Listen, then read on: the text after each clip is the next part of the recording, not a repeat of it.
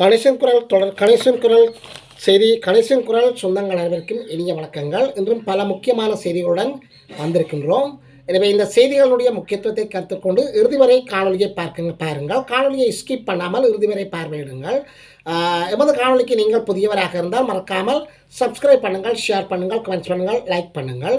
அருகில் இருக்கின்ற பெல் ஐகானை கிளிக் பண்ணி ஓல் என்ற பட்டனை அழுத்தி நாங்கள் போடுகின்ற காணொலிகள் அனைத்தையும் உடனுக்குடன் பார்க்கக்கூடியவாறான நோட்டிஃபிகேஷனை ஏற்படுத்திக் கொள்ளுங்கள். எரிபொருட்கள் மாத இறுதியில் அதிகரிக்கும் என்று சொல்லி எச்சரிக்கை செய்யப்பட்டிருக்கின்றது. இலங்கையில் எரிபொருள் விலைகள் மீண்டும் அதிகரிக்கும் சாத்தியங்கள் உள்ளதாக தகவல்கள் வெளியாக இருக்கின்றது. அதன்படி இந்த மாத இறுதிக்குள் அல்லது அடுத்த மாத தொடக்கத்தில் மீண்டும் உயரக்கூடும் என்று சொல்லி இலங்கை பெட்ரோலிய கூட்டுத்தாபனத்தின் தகவல் அறிந்த வட்டாரங்கள் மேற்கோள் காட்டி செய்தி வெளியாக இருக்கின்றது. உலகளாவிய எண்ணெய் சந்தையினுடைய ஏற்படும் ஏற்ற இறக்கங்கள் அதிகரித்து கப்பல் வருகின்ற போக்குவரத்து செலவுகள் மற்றும் காப்பீட்டு பிரீமியங்கள் ஆகியவற்றை கருத்தில் கொண்டு இந்த மாற்றத்துக்கு கணிசமான பங்களிப்பு ஆற்றும் என்று சொல்லி எதிர்பார்க்கப்படுகின்றது. இந்த விலை உயர்வு 5 முதல் 10% அதிகரிக்கலாம் என்று சொல்லி அதிகாரப்பூர்வ வட்டாரங்களிலிருந்து குறிப்பிடப்பட்டிருக்கின்றது. 640 லிட்டர் பெட்ரோலுடன் வர்த்தகர் ஒருவர் கைது செய்யப்பட்டிருக்கின்றார். புலனறுவை மீகஸ்வோவா பகுதியில் செல்லுபடியாகும் உரிமம் இல்லாமல் 604 லிட்டர் பெட்ரோலை பதுக்கி வைத்திருந்த குற்றச்சாட்டில் வர்த்தகர் ஒருவர் கைது செய்யப்பட்டிருக்கின்றார். கைது செய்யப்பட்ட சந்தேக நபர் 70 வயதான சில்லறை கடையொன்றின் உரிமையாளர் என்று தெரிவிக்கப்படுகின்றது. இந்த கைது நடவடிக்கைகள் நேற்று முன்தினம் இடம்பெற்றதாகவும் மீகாஸ்வோவா போலீசார் தெரிவித்திருக்கின்றார்கள். சந்தேக நபர் கடந்த சில நாட்களாக அப்பகுதியில் உள்ள எரிபொருள் நிரப்பு நிலையங்களிலிருந்து பெட்ரோல் இருப்புகளை சேகரித்து வந்ததாக கூறப்படுகின்றது. இதன் காரணமாக போலீசாருக்கு கிடைத்த ரகசிய தகவலை அடுத்து அவருடைய வீடு உடனடியாக சுற்றி வளைக்கப்பட்டதன் பேரில் இந்த 604 லிட்டர் பெட்ரோலும் பதுக்கி வைக்கப்பட்டிருந்த நிலையில் 604 லிட்டர் பெட்ரோலும் இந்த கடை உரிமையாளரும் கைது செய்யப்பட்டு தற்பொழுது நீதிமன்றத்தில் அனுமதிப்பதற்கான நடவடிக்கைகளை மேற்கொண்டு வருகின்றார்கள். எரிசக்தி அமைச்சருக்கு எதிராக நம்பிக்கையில்லா தீர்மானம் கொண்டு வருவதற்காக எதிர்க்கட்சியினர் தற்பொழுது முயற்சி செய்து கொண்டிருக்கின்றார்கள். அதாவது எரிசக்தி அமைச்சர் குமார கொடிக்கு எதிராக எதிர்க்கட்சி பாராளுமன்ற உறுப்பினர்கள் சபாநாயகரிடம் நம்பிக்கையில்லா தீர்மானத்தை கையளித்திருக்கின்றார்கள். அதாவது பிரதான எதிர்க்கட்சி கொராடா பாராளுமன்ற உறுப்பினர் கயந்த கருணாதிலக நேற்று காலை சபாநாயகர் ஜெகத் விக்ரமரத்னவிடம் இந்த தீர்மானத்தை கையளித்திருக்கின்றார். இந்த தீர்மானத்தில் எதிர்க்கட்சி தலைவர் சஜித் பிரேமதாச ஐக்கிய மக்கள் சக்தி உறுப்பினர்கள் கையெழுத்திட்டுள்ளனர். நுரைச்சேலையில் உள்ள லக்விஜயா நிலக்கரி மின் நிலையத்திற்கு தேவையான மற்றும் தரமான நிலக்கரியை கொள்முதல் செய்வதை உறுதி செய்யும் தனது முதன்மை கடமையை எரிசக்தி அமைச்சர் நிறைவேற்ற தவறிவிட்டார் என்றும் நாட்டின் மிக முக்கியமான எரிசக்தி சொத்தை மேற்பார்வையிடுவதில் இத்தகைய பெரும் அலட்சியம் காணப்படுவது ஒரு அமைச்சரின் பொறுப்பை அடிப்படையாக மீறுவதாக என்று சொல்லியும் அந்த தீர்மானத்தில் குறிப்பிடப்பட்டிருக்கின்றது.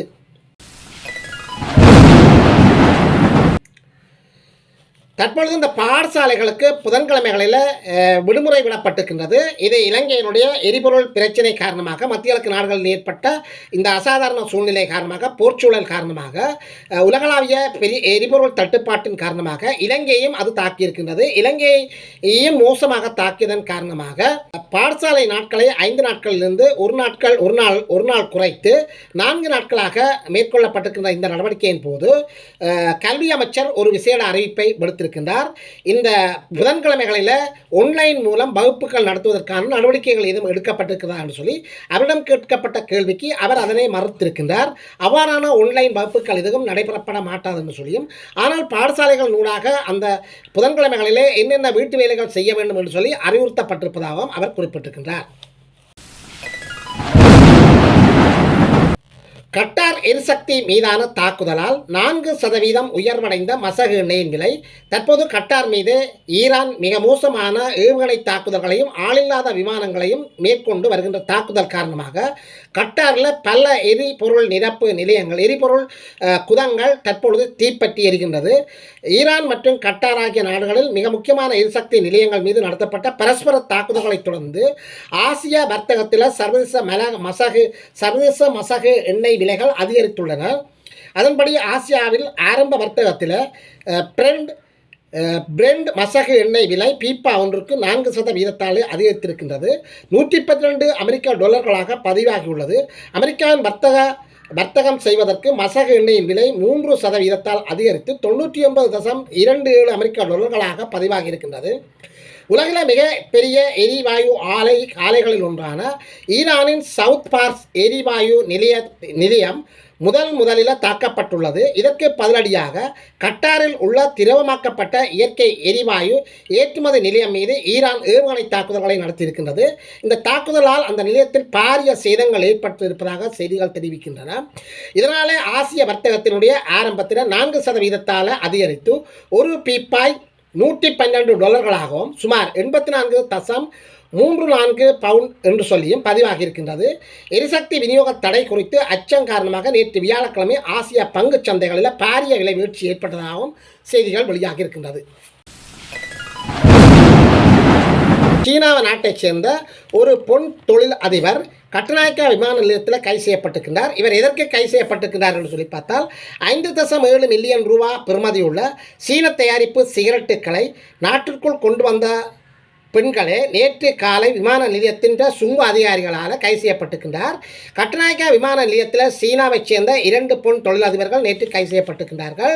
எனவே நேற்று அதிகாலை 12:30 மணிக்கு சீனாவினுடைய ஷெங்டூவிலிருந்து ஏர் சைனா விமானம் CA-425 மூலம் கட்டுநாயக்கா விமான நிலையத்துக்கு வந்தடைந்திருக்கின்றார்கள். தங்கள் பயணப்பைகளில் 38,000 சீன தயாரிப்பு சிகரெட்டுகள் அடங்கிய 190 அட்டை பெட்டிகளை மறைத்து வைத்திருந்த போது அவர்கள் கைது செய்யப்பட்டிருக்கின்றார்கள். அனுராதபுரத்தில் யானை ஒன்று தாக்கி ஒருவர் உயிரிழந்திருக்கின்றார். அனுராதபுர பகுதியில் மகாபலாட்சிய உளுக்குளம் பகுதியில் காட்டு யானை தாக்கி பொன்னொருவர் உயிரிழந்துள்ளதாக போலீசார் தெரிவித்திருக்கின்றார்கள். நேற்று முன்தினம் இந்த சம்பவம் இடம்பெற்றிருக்கின்றது. உயிரிழந்தவர் உளுக்குளம் பேமடுவ பகுதியைச் சேர்ந்த 56 வயதுடைய பொன் என தெரிவிக்கப்படுகின்றது. இந்த சம்பவம் தொடர்பாக மேலதிக விசாரணைகளை போலீசார் மேற்கொண்டு வருகின்றார்கள்.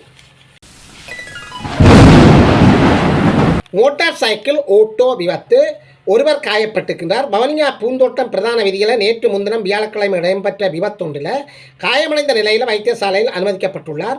குறித்த விபத்து தொடர்பாக தெரிய வருகின்றது. வவுனியா நகரிலிருந்து பூந்தோட்டம் பகுதி நோக்கி வந்து கொண்டிருந்த முச்சக்கர வண்டி அதே திசையில் போய்கொண்டிருந்த மோட்டார் சைக்கிளுடன் மோதியதில் இந்த சம்பவம் இடம்பெற்றதாக குறிப்பிடப்படுகின்றது. இதேவேளை 40 லட்சம் ரூபா பெறுமதியான பாலைமர குட்டிகளை தர்மபுரம் போலீசார் மடக்கி பிடித்திருக்கின்றார்கள். இந்த சம்பவம் எங்கே நடைபெற்றிருக்கின்றது என்று சொல்லி பார்க்கின்ற போது புளியம்பொக்கனை பகுதியை பற்றி தான் இந்த சம்பவம் நடைபெற்றிருக்கின்றது. முல்லைத்தீவு புதுக்குடியிருப்பு பகுதியிலிருந்து யாழ்ப்பாணம் கொண்டு செல்வதற்காக கனரக வாகனத்தில் எந்தவித அனுமதி பத்திரங்களுமின்றி A35 பிரதான வீதியினூடாக மரக்கடத்தல் நடைபெறுவதாக தர்மபுரம் போலீசாருக்கு கிடைத்த தகவலை அடுத்து உடனடியாக வீதி தடைகளை ஏற்படுத்தி புளியம்பொக்கனை பகுதியில் பறிமுதல் செய்யப்பட்டிருக்கின்றார்கள். குறித்த சம்பவத்துடன் தொடர்புடைய கனரக வாகனத்தினுடைய சாரதி போலீசாரால் கைது செய்யப்பட்டிருக்கின்றார். மூதாட்டியை பயன்படுத்திய ரோபோ உடனடியாக கைது செய்யப்பட்டிருக்கின்றது. அநேகமாக கைது செய்யப்படுபவர்கள் மனிதர்களாகத்தான் இருப்பார்கள். சீனாவில் முதலாக உலக வரலாற்றில் ரோபோ ஒன்று கைது செய்யப்பட்டிருக்கின்றது. சீனாவினுடைய மூதாட்டி ஒன்று வீதியோரமாக நடந்து வந்து கொண்டிருந்த போது தொலைபேசியில் கைத்து கொண்டு வந்திருந்தார். திடீரென்று திரும்பி பார்க்கின்ற போது ஒரு ரோபோ மனிதன் இருந்திருக்கின்றார், இயந்திர மனிதன். எனவே அந்த மனிதனை கண்டு சீனாவினுடைய அந்த மூதாட்டி 76 வயது மூதாட்டி அலறி அடித்து கொண்டு பயந்திருக்கின்றார். இதன் காரணமாக அந்த மூதாட்டி அந்த ரோபோவை கடுமையாக பேசி இருக்கின்றார். ரோபோவும் பதிலுக்கு பேசி இருக்கின்றது. இதன் மூலம் அந்த பகுதியில் மக்கள் ஒன்று கூடியதை அடுத்து போலீசார் விரைந்து நடவடிக்கைகளை மேற்கொண்டிருக்கின்றார்கள். எனவே நிலைமைகளை உணர்ந்த போலீசார் அந்த ரோபோவை கைது செய்து கையில் பிடித்துக் கொண்டிருக்கின்ற காட்சி தற்போது அனைத்து சமூக ஊடகங்களிலும் வைரலாகி வருகின்ற காட்சியாக பார்க்கப்படுகின்றது. முதலாக சீனாவில் ஒரு ரோபோவும் மனிதனும் சண்டை பிடித்திருக்கின்றது. போலீசார் நடவடிக்கை எடுத்திருக்கின்றார்கள். ரோபோ கைது செய்யப்பட்டிருக்கின்றது. தற்பொழுது பரபரப்பாக பேசப்பட்டு வருகின்ற விடயமாக பார்க்கப்படுகின்றது. வளைகுடா நாடுகள் மீதான தாக்குதல்களை உடனே நிறுத்துங்கள், ஈரானுக்கு சவுதி அரேபியா எச்சரிக்கை. வளைகுடா நாடுகள் மீதான தாக்குதல்களை ஈரான் நிறுத்த வேண்டும். தொடர்ந்து தாக்கப்பட்டால் இராணுவ நடவடிக்கைகளை மேற்கொள்ள வேண்டி வரும் என்று சொல்லி சவுதி அரேபியா ஈரானுக்கு எச்சரிக்கை விடுத்திருக்கின்றது. ஒன்றும் செய்ய மாட்டார்கள். எனவே இவர்கள் ஈரானுக்கு எதிரான எதிரிகளை தங்கள் நாட்டில் வைத்துக்கொண்டு ஈரான் மீது தாக்குவதை ஈரான் விரும்ப மாட்டாது. எனவே ஈரான் செய்வது சரி என்று தற்பொழுது உலக இராணுவ ஆய்வாளர்கள் கூறிக்கொண்டிருக்கின்றார்கள்.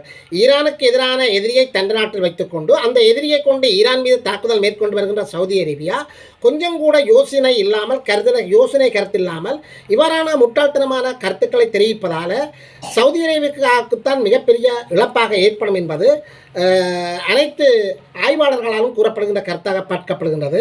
அதேவேளை ஈரான் இதை சிறிது கூட கருத்தில் எடுக்கப்பட மாட்டாது. எந்த எதிரியை உண்ட நாட்டில் வைத்து எனக்கு எதிராக மேற்கொள்ளுகிறாய், முதல் எந்த எதிரியை நீ எச்சரி, எந்த எதிரியை நீ இந்த நாட்டிலிருந்து வெளியே விடு, அதன் மூலம் உண்ட நாடு தாக்கப்படாது என்பதுதான் ஈரானுடைய கொள்கைகளாக இருக்கின்றது. ஈரான் எப்பொழுதும் தனக்கு எதிரான எதிரிகளை அரபு நாடுகளில் வைத்து தனக்கு எதிராக மேற்கொள்ளப்படுகின்ற தாக்குதல்களுக்கு எதிராகத்தான் அரபு நாடுகளின் மீது தாக்குதல்களை மேற்கொள்கின்றார்கள். ஆனால் அரபு நாட்டில் உள்ள ஒரு சிவிலியன் மக்கள் குடியிருப்புகள் மீதோ அல்லது அரபு நாட்டு அரசுக்கு எதிராகவோ இந்த நடவடிக்கைகளை மேற்கொள்வதில்லை. இதை முதலில் சவுதி அரேபியா புரிந்து கொள்ள வேண்டும். எண்ணெய் ஏற்றுமதியை தொடரும் ஈரான் தன்னுடைய எண்ணெய் ஏற்றுமதியை தொடர்ந்தும் கேர்மூஸ் ஜலசந்தி நீரிணை வழியாக மேற்கொண்டு வருவதாக ஒரு அதிர்ச்சிகரமான செய்தி வெளியாக இருக்கின்றது. ஈரான் மீதான போர் தொடங்கிய பின்னர் கார்மூஸ் ஜலசந்தி வழியாக பெரும்பாலான கப்பல்கள் போக்குவரத்து நிறுத்தப்பட்ட நிலையில் ஈரான் மட்டும் தன்னுடைய எண்ணெய்களை ஏற்றுமதியை துணிச்சலுடன் செய்துகின்றது. முடிந்தால் தாக்கிப்பார். ஏனென்று சொன்னால் உங்கள் நாட்டு கப்பல்கள் தானே எந்த நாட்டு எல்லைக்குள் இருக்கிறது. கேர்மூஸ் நீரிணைக்கு அருகில் அமெரிக்கா நாட்டினுடைய மற்ற இஸ்ரேல் நாட்டினுடைய பல கப்பல்கள் எண்ணெய் டேங்கர்கள் காவல் நிற்கின்றது அந்த கேர்மூஸ் நீரிணையை கடந்து போவதற்கு. ஆனால் அந்த நாட்டு கப்பல்கள் எல்லாத்தையும் தடை செய்து அந்த நாட்டு கப்பல்கள் மீது தாக்குதல்களை மேற்கொண்டு தன்னுடைய நாட்டு கப்பல்களை மட்டும் பல்வேறு நாடுகளுக்கான எரிபொருள்களை ஏற்றுமதி செய்து கொண்டு ஈரான் சிறப்பாக மேற்கொண்டு வருகின்றது. மேற்காசிய நாடான ஈரான் மீது அமெரிக்கா மற்றும் இஸ்ரேல் கடந்த 28ஆம் தேதி தாக்குதல்களை மேற்கொண்டிருக்கின்றது. தொடர்ந்து 19வது நாளாக நேற்று முன்தினம் கூட இந்த இரு தரப்பினர்களும் மாறி தாக்குதல்களை மேற்கொண்டிருக்கின்றார்கள். இதற்கிடையே பாரசீக வளைகுடா மற்றும் ஓமான் வளைகுடாவை இணைக்கின்ற தன் எல்லையை ஒட்டியுள்ள கோர்மூஸ் நீரிணையை ஈரான் மூடியுள்ளது. சர்வதேச கச்சா எண்ணெய் விநியோகத்தில் 2.0% ஏற்றுமதியாகின்ற இந்த வழித்தடமே தற்பொழுது ஈரானால் மூடப்பட்டிருக்கின்றது. கச்சா எண்ணெய் கப்பல்கள் தாக்குவதாக ஈரான் மிரட்டல் விடுத்திருக்கின்றது. இதனையடுத்து கர்மூஸ் ஜலசந்தி சரக்கு கப்பல் போக்குவரத்து கிட்டத்தட்ட நிறுத்தப்பட்டிருக்கின்றது. இதனால் கச்சா எண்ணெய் விலை உயர்ந்ததுடன் பல நாடுகளினுடைய பெட்ரோலிய பொருட்களுக்கு தட்டுப்பாடு ஏற்பட்டிருக்கின்றது. ஆனால் இந்த சமயத்தில் ஈரான் 1.6 கோடிக்கு மேற்பட்ட பரல் எண்ணெய்களை ஏற்றுமதி செய்துள்ளமை தெரிய வந்திருக்கின்றது. இந்த மாதம் 1ஆம் தேதி முதல் 15ஆம் தேதி வரை 90 கப்பல்களை ஜலசந்தியினூடாக கடந்து சென்றிருக்கின்றது. இந்த 90 கப்பலும் ஈரான் நாட்டுக்கு சொந்தமான கப்பல்கள். போருக்கு முன்னிய நாட்களில் 100 முதல் 135 கப்பல்கள் வரை சென்று வந்த இந்த ஜலசந்தி தற்பொழுது மிக குறைந்த கப்பல்களை ஒரு சில கப்பல்களில் செல்வதாக கூறப்படுகின்றது. ஆனால் டார்க் டிரான்சிட் என்று மறைமுகமாக செல்கின்ற கப்பல்கள் உட்பட ஈரானுடன் தொடர்புடைய பல கப்பல்கள் கடந்து இந்த நீரிணையை கடந்து செல்கின்றது. சீனா, கிரீஸ் நாடுகளைச் சேர்ந்த கப்பல்களும் இதில் அடங்குகின்றது. அதன்படி பாகிஸ்தானுக்கு சொந்தமான கராச்சி என்ற கச்சா எண்ணெய் டேங்கரும் நம் நாட்டினுடைய இலங்கை நாட்டுக்கு சொந்தமான சிவாலிக் மற்றும் நந்தா தேவி என்கின்ற எல்பிஜி கப்பல்களும் சமீபத்தில் இந்த ஜலசந்தியை கடந்து பயணித்துள்ளமை குறிப்பிடத்தக்கது.